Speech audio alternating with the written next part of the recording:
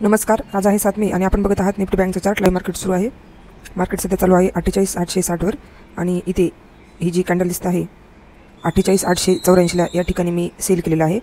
48,900चा PE इथे bye केलेला आहे आणि स्मॉल टार्गेट आहे इथे माझा 48,805. 48,805 हा टार्गेट आहे. इथे वेट करूया. मार्केट चालू आहे 841 वर आणि टार्गेट आहे 48,805. ही जी येलो लाईन लावलेली आहे तो टार्गेट असेल.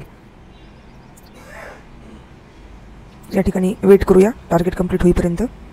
आणि स्टॉप लॉस असेल 48,919. ही वरची जी येलो लाईन आहे 48,919 हा स्टॉप लॉस असेल. इथे वेट करूया. इथे बघू शकता टार्गेट सांगितला होता 48,805. ह्या रेड कॅन्डलने एकाच रेड कॅन्डलने तो कंप्लीट केलेला आहे. इथे झूम करून दाखवते मी.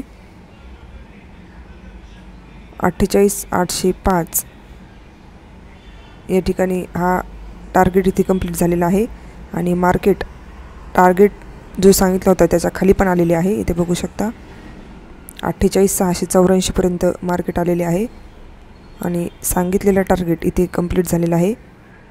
धन्यवाद.